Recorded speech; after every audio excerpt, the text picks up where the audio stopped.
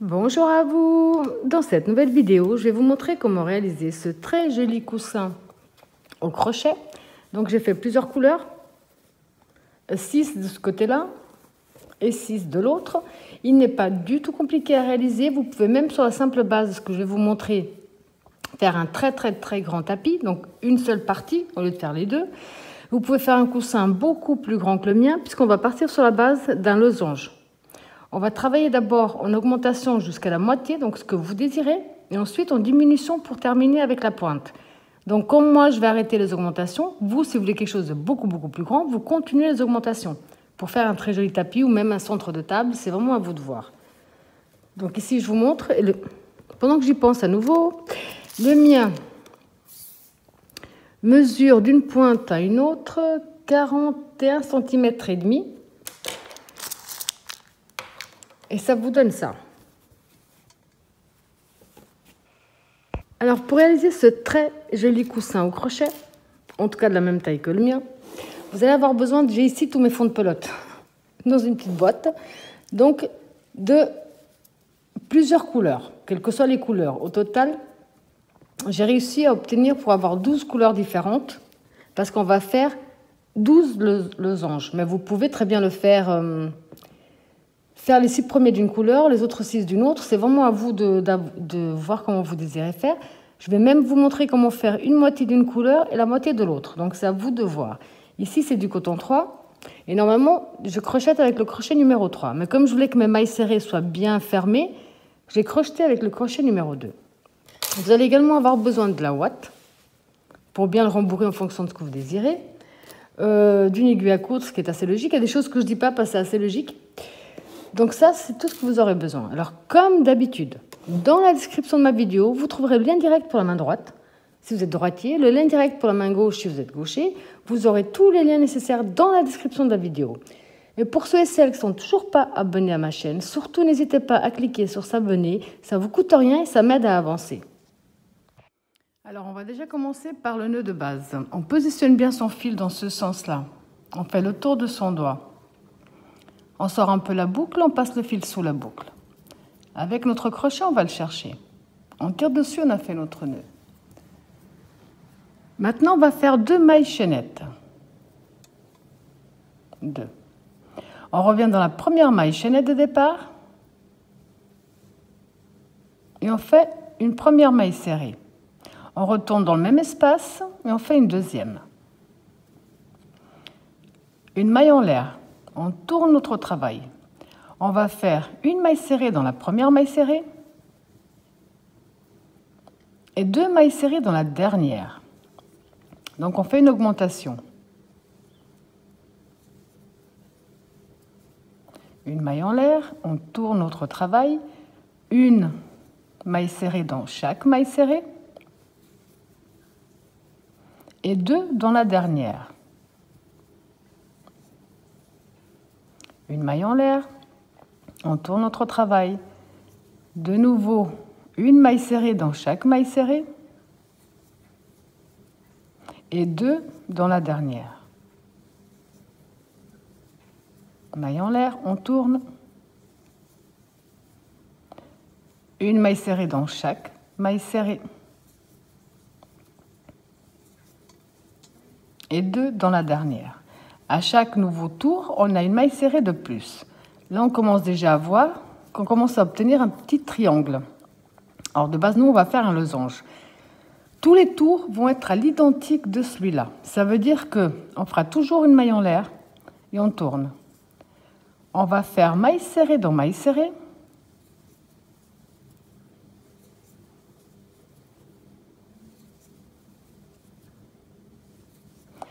Et dans la dernière, on fera toujours 2 mailles serrées dans la même. Donc, l'augmentation. Comme ce procédé est vraiment très répétitif, on va répéter le même tour. Vous allez faire ça, le nombre de tours que vous désirez. Là, je vous montre pour la première partie. Donc, pour la première moitié, du losange. Donc, quand vous avez obtenu ici, vous prenez vos mesures, c'est pour un tapis, un coussin ou autre, ou même pour un centre de table. Dès que vous avez obtenu ici la largeur que vous désirez, Ensuite, on va faire des diminutions pour avoir la même forme des deux côtés. Donc, tout simplement, la maille en l'air et on tourne notre travail. Maille serrée dans maille serrée, et on fera toujours une augmentation dans la dernière. Donc, vraiment rien de compliqué, et ça va même assez vite. Donc 2 dans la dernière. Bien faire attention à la dernière, on a tendance à l'oublier. Donc ça, vous allez faire le nombre de tours que vous désirez. À chaque fois, vous avez une maille serrée de plus. Moi, je suis arrivée ici au stade où j'ai 29 mailles serrées de suite. Et après, j'ai commencé les diminutions. Donc là, je vais faire pareil. On se retrouve après pour la suite. Donc moi ici, je suis arrivée au même nombre de mailles serrées que j'ai fait sur les autres, pour la première partie. Vous pouvez continuer à faire le même procédé pour quelque chose de beaucoup plus grand. Maintenant, vous avez deux possibilités. On va commencer les diminutions. Si vous voulez faire en deux couleurs, ce qui est très joli également, je vais vous montrer comment faire. Moi, comme j'ai commencé qu'avec une couleur pour chaque losange, je vais continuer avec une seule couleur. Donc, pour ceux et celles qui désirent maintenant continuer avec la même couleur. À partir de maintenant, on va faire des diminutions au début de chaque rang. Ça veut dire qu'on va faire une maille en l'air et on va tourner. On va entrer dans notre première maille serrée et on ramène. On rentre dans la deuxième, on ramène. Un jeté à travers le tout. Donc ça, c'est la première diminution. Ensuite, on va tout simplement faire maille serrée sur maille serrée jusqu'à la fin de nos mailles serrées. Tout simplement. Pour ceux et celles qui désirent changer de couleur, donc ici, vous continuez simplement maille serrée sur maille serrée jusqu'à la dernière, ça ne change pas. Je vais vous montrer, même si moi, je ne vais pas changer de couleur, là. Donc, quand vous avez fait le nombre que vous désirez et que maintenant, vous allez attaquer les diminutions, vous allez couper déjà votre fil ici. Je ne le coupe pas, sinon je serai embêtée après. Vous allez prendre la nouvelle couleur. Si je la trouve, là. OK. Donc, après avoir coupé ici une bonne longueur pour le cacher, je vais faire ma deuxième maille serrée, donc mon augmentation dans le dernier espace, sauf que je ne vais pas la terminer avec la même couleur, mais je vais prendre l'autre couleur.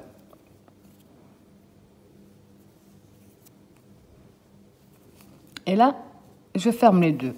Logiquement, moi, ce que je fais toujours, c'est que je fais un nœud entre les deux. Là, je vais faire un petit que je puisse ensuite le défaire, donc rien d'extraordinaire. Voilà, juste un parce que je vais devoir défaire. Et là, à ce moment-là, on va faire la maille en l'air et on va tourner notre travail. Et on va faire ce qu'on a fait, ce que je vous ai montré déjà, c'est qu'on va faire une diminution au début.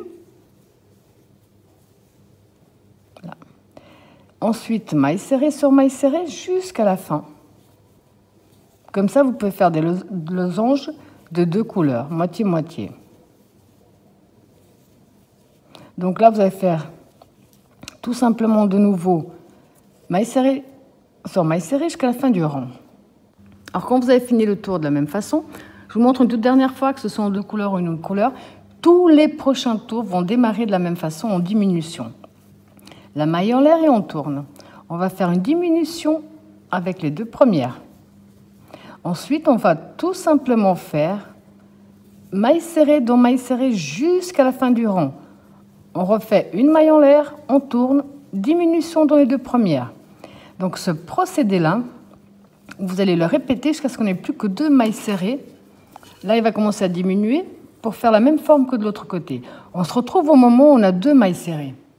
Alors ici, je suis arrivée au stade, comme je vous ai dit, où j'ai deux mailles serrées. On va faire une maille en l'air et tourner notre travail. Donc ici, on va rentrer dans la première et dans la deuxième. Une maille en l'air, on tourne notre travail.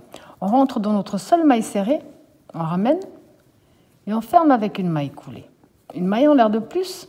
Et là, on coupe une bonne longueur qui va nous servir à coudre ensuite sur les côtés.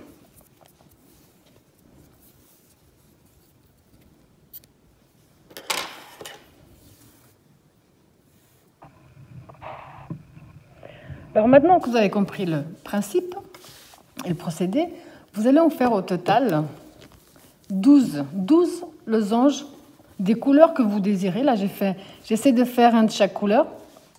Donc, vous allez en faire 12 au total. Alors, après avoir fait les 12, vous allez en prendre 6. 6 une première fois. Et ce qu'on va faire sur ces 6-là, c'est ce qu'on va faire après sur les autres. Maintenant, on va simplement faire l'union sur la moitié de chaque losange. Donc là, je vais vous montrer sur ces 6-là. Vous allez faire la même chose sur les autres 6 que sur la moitié. Donc ici, j'ai pris une aiguille à coudre sans pointe de préférence. Je vais commencer déjà par faire l'union de ces deux-là. Alors j'enlève les autres. Je vais les positionner tout simplement. Donc,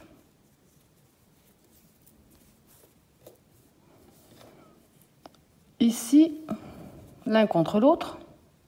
Actuellement, il n'y a pas d'endroit, il n'y a pas d'envers, puisqu'on a passé notre temps à tourner. On va entrer dans un et sortir dans l'autre. Bien placé, bien droit.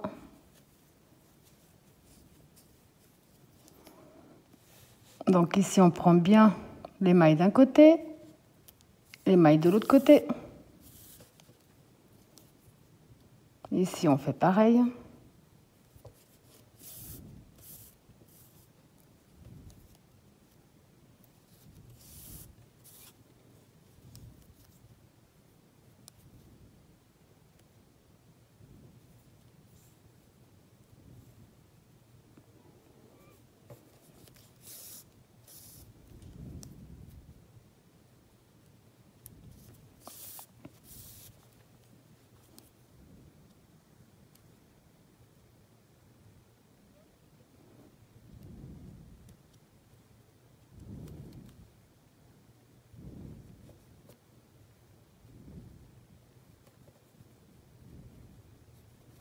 J'ai un petit peu de peine là. C'est mon aiguille qui passe pas. Là. Vous avez compris qu'on va faire ce procédé là. Jusqu'à ce qu'on arrive, je vais vous montrer, jusqu'on fasse ici à la moitié de notre losange.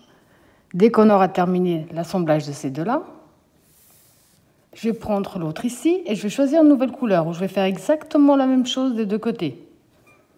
Dès qu'on aura fini, je reprends mon troisième où je reprends une nouvelle couleur, toujours en partant bien du centre, qu'il soit bien, l'union se fasse bien ici au centre, et je vais faire ça sur mes 6 premiers. Dès que j'ai fait sur mes 6 premiers, je vais faire sur les 6 autres. Je vais me retrouver avec 2 sortes de petits napperons en forme d'étoile. Donc ici, je vous montre encore un petit peu. J'ai fait l'union jusqu'à la moitié de mon losange sur les deux côtés. Là, ça va être le côté qui sera à l'intérieur. Donc ça, c'est le côté qui va se voir. Alors ici, ce que je vais faire, c'est que je ne vais pas couper mon fil. C'est pour ça que j'ai laissé quand même une bonne longueur. Je vais refaire un passage en reculant un petit peu ici. Là. Okay. Et je vais retirer mon aiguille. Je vais garder celui-là. Ça m'aidera plutôt, à faire les coutures ensuite à ce stade-là. Mais ça, c'est pour après. Donc maintenant, après avoir terminé celui-ci, on va attaquer le prochain.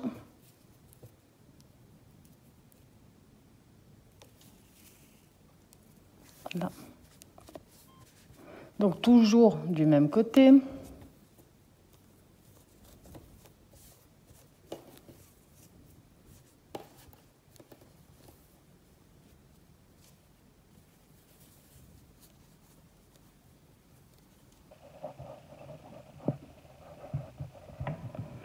Et je vais faire ce qu'on a déjà fait.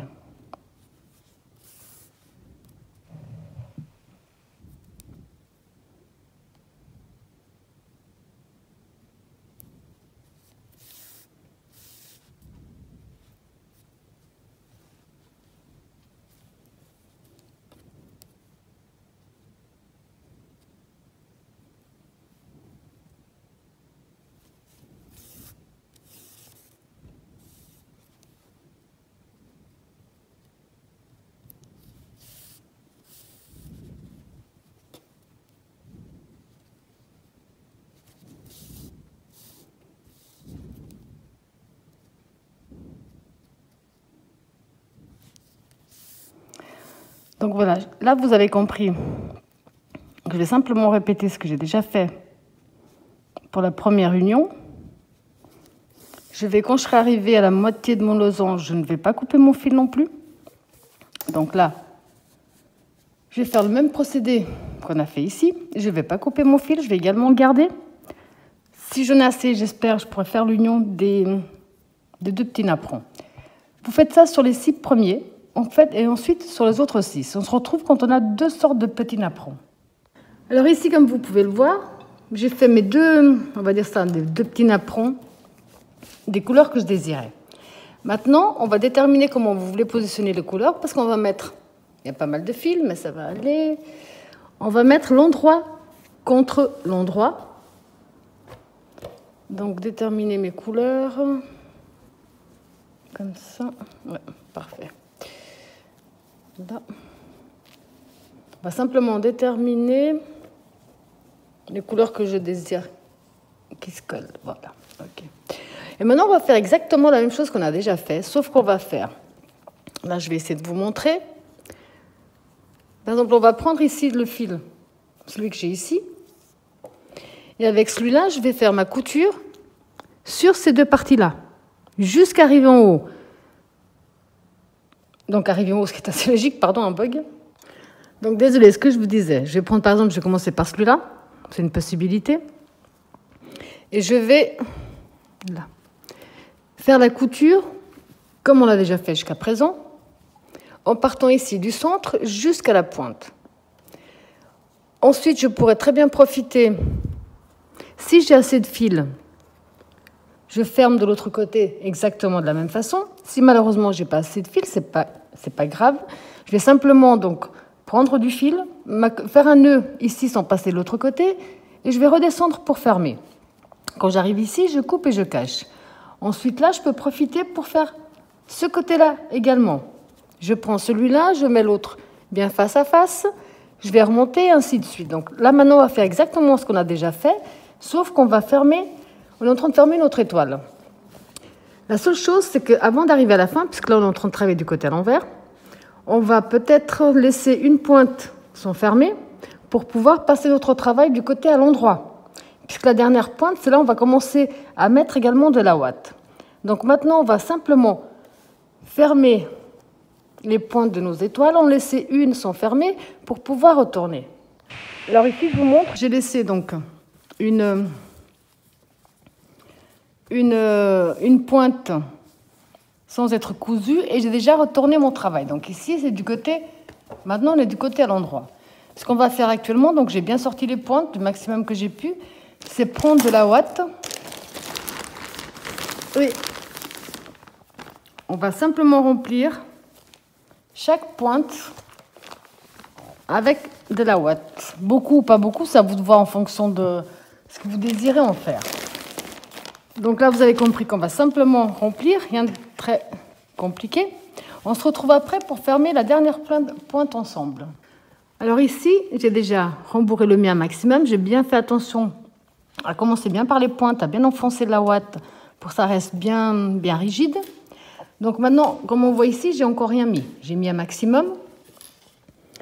Là, on va simplement faire la couture sur ces 2 côtés. Et quand on sera à moitié, à peu près par là, on va continuer à rembourrer ce côté-là, cette pointe-là, qu'on puisse bien mettre au bout de la pointe et ensuite terminer. Donc pour ça, on va simplement, je vais essayer parce que là, c'est pas évident pour filmer, sans faire trop de dégâts.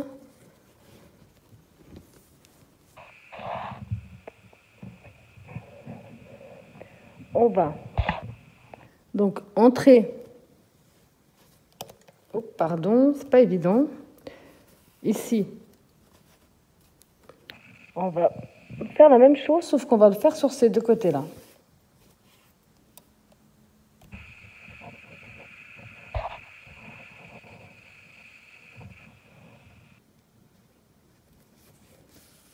C'est absolument rien de compliqué, c'est beaucoup plus simple quand on ne filme pas. Là, bien droite.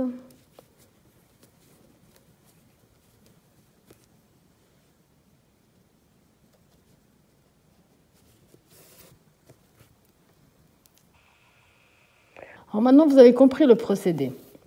Vous allez faire ça. Laissez une petite ouverture. Continuez à rembourrer votre coussin. Et dès qu'il est bien rembourré, vous terminez. Ici, vous terminez donc bien en attrapant bien des deux côtés.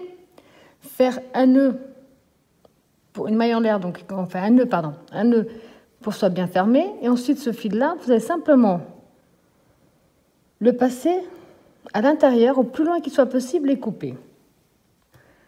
Alors, après avoir bien fermé votre dernière pointe, ça vous donne ce superbe résultat. Voilà, j'espère que ma vidéo vous a plu et je vous dis à bientôt.